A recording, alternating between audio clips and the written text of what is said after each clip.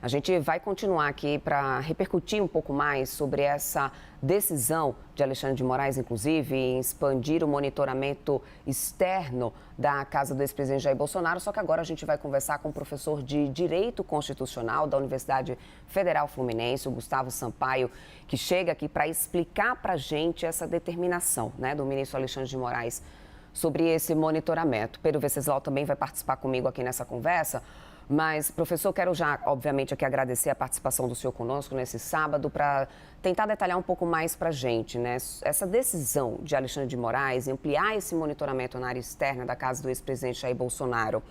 Há espaço ou talvez precedentes para que seja necessária a aplicação desse monitoramento agora mais detalhado na área externa da casa do ex-presidente Jair Bolsonaro? Bom dia. Bom dia, Débora. Bom dia, Pedro, e a todos que nos acompanham na CNN Brasil. É bom lembrar, para te responder, Débora, que nós estamos ainda em sede de medidas cautelares penais. Medidas cautelares penais não são a resposta penal do Poder Judiciário por conta de um crime possivelmente cometido. As medidas cautelares penais não são castigo. As medidas cautelares penais são cautelas tomadas pelo Poder Judiciário, determinadas pelo juiz, para se assegurar o livre, independente transcurso de um processo penal que, porventura, esteja ameaçado, ou livre, independente transcurso de um inquérito policial instaurado perante a Polícia de Investigação, ou mesmo para garantir a integridade da ordem pública. Então, o que se está fazendo agora, e me parece que é o que a primeira turma do Supremo Tribunal Federal ora leva a efeito, é a dosagem dessas cautelas, é a métrica dessas cautelas para se resolver o que se precisa resolver num determinado momento. Então, lá atrás, para concluir, Débora, quando o ministro Alexandre de Moraes disse que acaso houvesse o descumprimento das medidas estabelecidas, que ele poderia decretar a prisão preventiva tradicional na forma do artigo 312 do Código de Processo Penal, ou seja, uma prisão cautelar dentro do estabelecimento prisional, ele optou por não fazer isso. Ele optou por manter o presidente, até por sua condição de saúde, por sua idade, dentro da sua casa em prisão domiciliar. Mas, diante de fatos recentes, ele definiu a necessidade de estabelecer cautelas externas à residência, como essa determinada hoje, para se evitar fuga, se evitar evasão, uma vez que, embora estejamos falando de medidas cautelares tomadas, tanto no curso de uma ação penal, quanto em virtude do novo inquérito que investiga a coação no curso do processo, independentemente disso, nós estamos aí às portas de um histórico julgamento que começará na terça-feira. Então, me parece que o ministro Moraes quer impedir que qualquer frustração de tudo isso ocorra, agravando um pouco as medidas cautelares penais, sem, contudo, levar o presidente para um estabelecimento prisional, o que, de fato, me parece que não seria necessário mesmo. Pedro Venceslau.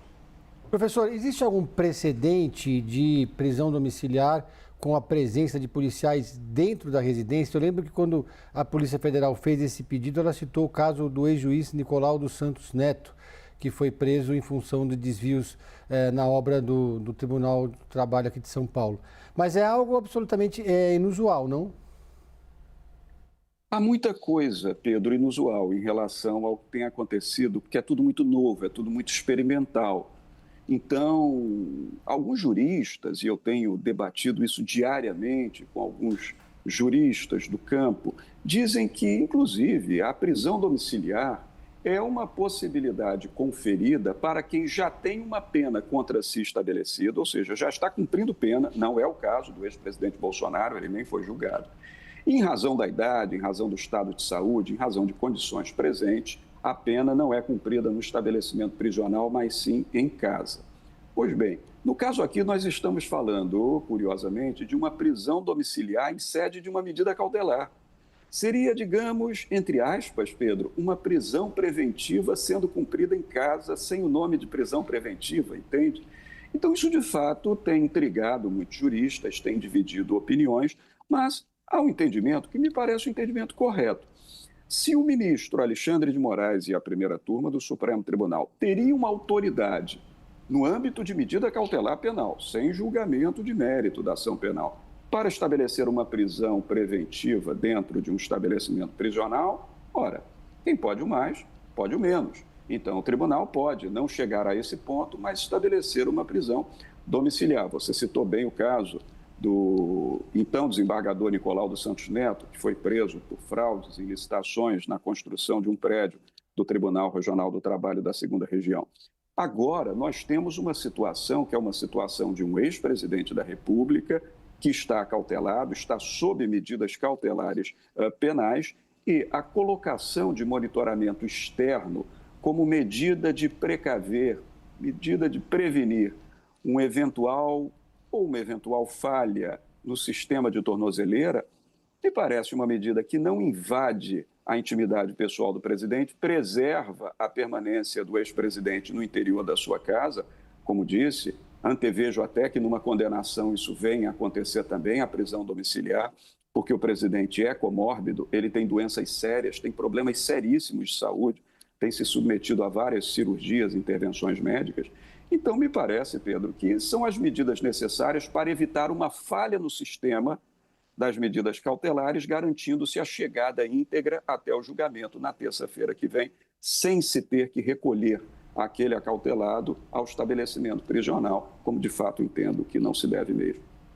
Agora, professor, na decisão, inclusive, Moraes cita vizinhos, né, a autorizar a polícia na área externa da casa do ex-presidente Jair Bolsonaro e agora também monitorando os veículos que entrem na casa do ex-presidente Jair Bolsonaro, que mora em um condomínio e que, portanto, tem uma vizinhança ali muito aproximada. Como que fica numa situação como essa, né? A liberdade também dos vizinhos entre ir e vir, ou seja, é cabível esse tipo de prisão num condomínio, dessa maneira como tem ocorrido? Como que o senhor avalia essa situação? Porque há também, do outro lado, bastante reclamação da forma como isso tem sido conduzida, né?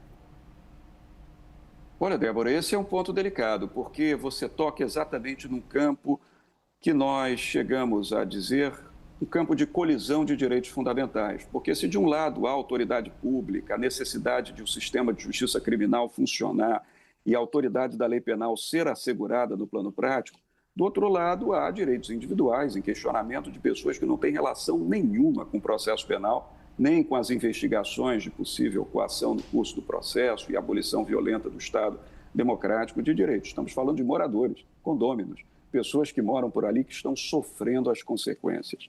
Todavia, nesse exame de ponderação, Débora, é uma consequência que a jurisprudência entende como uma consequência que precisa ser suportada, desde que não haja invasão na intimidade, na privacidade da vida desses vizinhos. Se eles estão sendo monitorados sem que eles sofram qualquer restrição à liberdade de locomoção, de entrar e sair de suas residências e de ter, portanto, a sua intimidade preservada no interior de suas casas, que, segundo a Constituição da República, em cláusula pétrea, é asilo inviolável do indivíduo, então, eu vou dizer a você que é um incômodo lamentável, mas que os vizinhos terão que suportar em nome do sistema de justiça criminal. É um momento em que há certas colisões envolvidas de direitos e essas colisões são dosadas na medida da razoabilidade, da proporcionalidade. Então, eu repito, desde que não haja uma transgressão da vida íntima e privada desses vizinhos no interior de suas casas, não há nada a se questionar judicialmente, por enquanto. Perfeito. Pedro Venceslau tem uma última pergunta aqui para o senhor, professor. Professor, o presídio da Papuda é conhecido pela superlotação, pela qualidade insalubre das pessoas que moram ali, né? Dos presos, dos detentos. Seria o caso de Jair Bolsonaro ir para lá, no caso de uma condenação?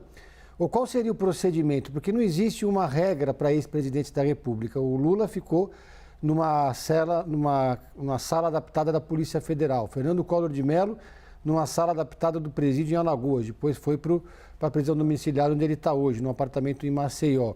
No caso de Jair Bolsonaro, em caso de condenação, qual seria o procedimento natural, ou se existe um procedimento para esse tipo de caso, ou é uma decisão tomada caso a caso? Pedro, sua questão é muito importante e você até me permita, por favor, ficar na zona de interseção entre análise jurídica e análise política, porque a análise jurídica é o que me compete, mas é impossível fazê-la aqui sem análise política também. Nós tivemos um caso recente que acho que não aconteceu por mero acaso. Foi o julgamento final dos embargos infringentes opostos, patrocinados pela defesa do ex-presidente Collor de Mello. O presidente já estava condenado por crime contra a administração pública, estou falando de Fernando Collor de Mello, quando a defesa manejou embargos infringentes que vieram a ser julgados no começo desse ano, recorda-se?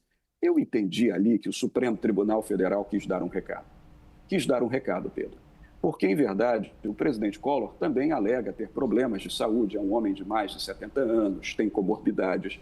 Então, a decisão contra Collor transitou em julgado, ele foi levado a um estabelecimento prisional em Maceió e dias depois ele estava já cumprindo prisão domiciliar por requerimento formulado por seus advogados. Eu acho que o Supremo Tribunal Federal deu uma mensagem ali.